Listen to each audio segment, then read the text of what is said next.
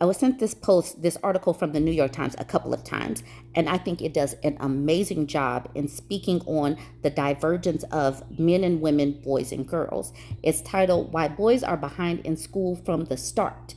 It says, as the expectations for kindergarten have risen, the changes have put boys who tend to mature later at a disadvantage. Here's the artwork that they used. This is super duper interesting to me. She says, girls have been outperforming boys in American schools for decades, from elementary school through college, but even gender gap in education starts even earlier. Boys enter kindergarten less prepared than girls, and this early deficit can compound and help explain some of the recent struggles of boys and young men. She says across measures of kindergarten readiness, including reading, math, motor skills, and behaviors like socializing, paying attention, and regulating emotions, girls score higher than boys. And here's the graph. It says girls outpace boys in kindergarten. Share of U.S. children ages 3 to 5 considered on track for kindergarten in 2022 and 2023 combined. Overall, girls are prepared 71% of the time, boys 58%. Math and literacy. All of these measures, girls are outperforming boys. Math and literacy is 73% to 67%. Social and emotional skills, girls 88%, boys 81%. Control of emotions and behaviors, girls 77% and boys 70%. So it's not that dramatic in all categories, but still girls are outpacing boys. All right, motor skills 75% girls, 61% boys. And it says these are averages, and researchers emphasize that there are many boys with strong skills and girls with lagging skills. Other factors also contribute. The gaps in kindergarten readiness by family income and by race are larger than they are for gender. But over the last 2 decades, as those gaps have narrowed, the gender gaps have become more consequential. Kindergarten has become significantly more academic because of the effects of a national law passed in 2001, with children expected to spend more time sitting still and learning math and reading, and many boys do not enter with skills to meet those expectations.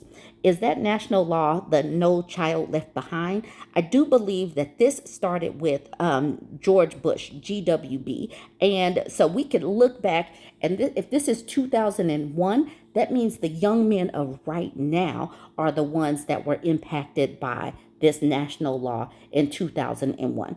Let me continue though. Adding to that, childhood has changed in recent years in ways that could have set back boys further. The isolation of the pandemic delayed young children's development. Parents are increasingly stressed, and children are spending more time on screens. These factors affect all children, but they may have been particularly hard on boys, who scientists have shown are more vulnerable to hardship. Taken together, these changes set boys on a disadvantaged path throughout school. Jayante Owens, who studies inequality in schools at the Yale School of Management, has found that boys' behaviors at age 4 and 5 predicted the amount of schooling they finished by their mid-20s. Skills build on themselves. So children who don't master kindergarten phonics or counting could remain behind in future grades. And children who struggle with academics or behavior risk developing negative perceptions of themselves as learners. That instigates a cycle where a boy doesn't think I'm smart, doesn't think I'm good at school, and if you're told enough times that you're not good at what the teacher is expecting of you, you start to manifest that, Professor Owen said. Jordan Green, who lives in Tulsa, Oklahoma, said her son just finished kindergarten by the skin of his teeth.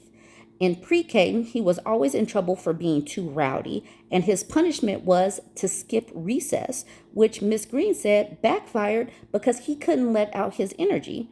In kindergarten, he was behind school benchmarks for learning letters and numbers. The school has suggested testing for dyslexia or ADHD. Miss Green, a forensic scientist, wonders, though, if he's just a normal, hyper-extroverted little boy.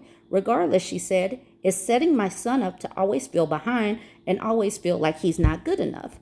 Basically, what that law said, where we have to make sure that the kids can master this test, and they did that 2.5 decades ago, it has set these kids up. And girls are excelling in this, but boys need, They should be playing in kindergarten, doing blocks and doing certain things, going outside and all of this. The fact that they are requiring testing for little kids is ridiculous to me. And if they are seeing that the results are not coming back how it should be, why are teachers not changing things? Why are administrators not changing up curriculum or changing up standards? This is kindergarten. They should not be expected to be doing all of these things, and teachers should be allowed to help shape curriculum that best fits kids.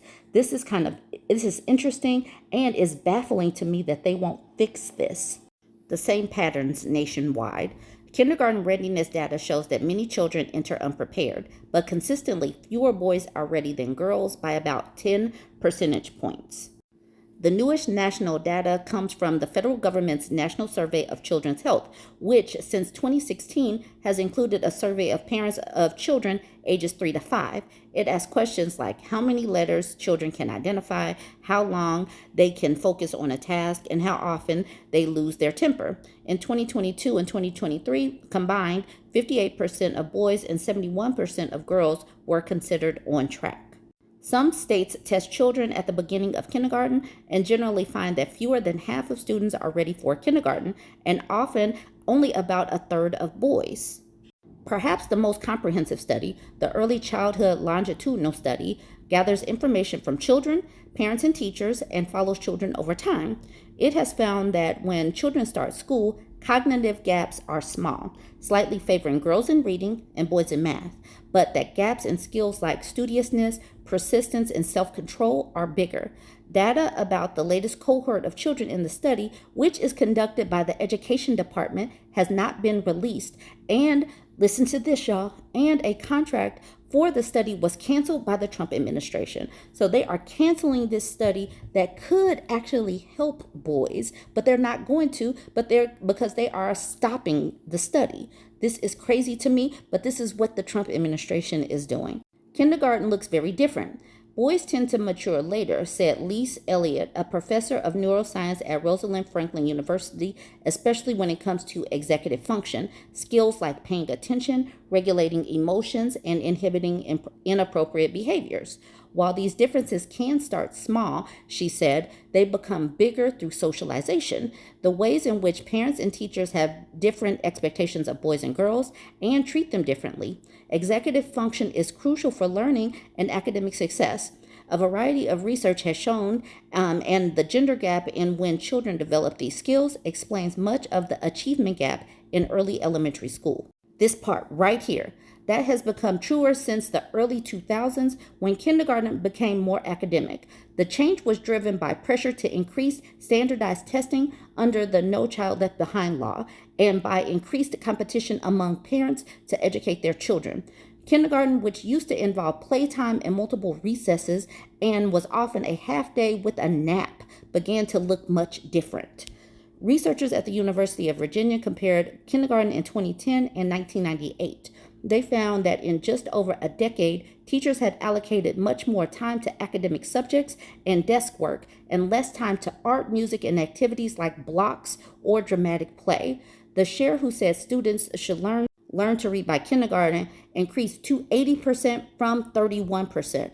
So they are putting really high standards on little kids when these little kids should be coloring and playing with books. And this is all because of No Child Left Behind, which is all about testing and not practical use of what these kids can actually do at this age. No Child Left Behind jacked up the young people of right now, the young adults of right now, and all of the kids that are coming after it. Like I said, these kids used to have a bunch of recesses, half day, music, all of the activities that were taken away that kids could do, play, make music and have fun and color. Now they're supposed to sit and be still. They are little kids. Why are they making them sit and be still? Amanda Nearing, a kindergarten teacher in Crystal Lake, Illinois, said the expectation for kindergartners had become more like what had been asked of first or second graders. I'm going to skip to the end. It says a powerful way to help boys and girls too is to bring back more play into early years of school because it's how young children learn best. Researchers and teachers said movement, music, time outside, games with peers, and activities like puzzles all help children build skills like self-regulation and executive function. Play-based preschool has been shown to shrink gender gaps. So if they know all of this, why are they not doing this? Why can't they sit down and actually create something that is beneficial to children? We got No Child Left Behind back in the early 2000s, and they have not amended it to actually help children. So right now, what we are getting is adults that are not able to socialize properly. That's the reason why we're seeing so much red pill content and boys leaning into hard right-wing thoughts and beliefs because they are falling behind women and they're not able to do anything to pull themselves up. It is an achievement gap that is changing the way we socialize with each other, especially as more women and girls are going into education and are continuing their success because of how they set up this curriculum favors girls. And I know that so many people get on the social media and act like this is, women set this up. Women are the ones that feminized schools. No, it was No Child Left Behind. They need to be out there playing, doing music, playing games as little kids so that they can learn how to do this stuff early on and make curriculum more age appropriate instead of making them learn how to take a test as little kids. All right, y'all, I'm going to end it there. Join the conversation, like, comment, and share.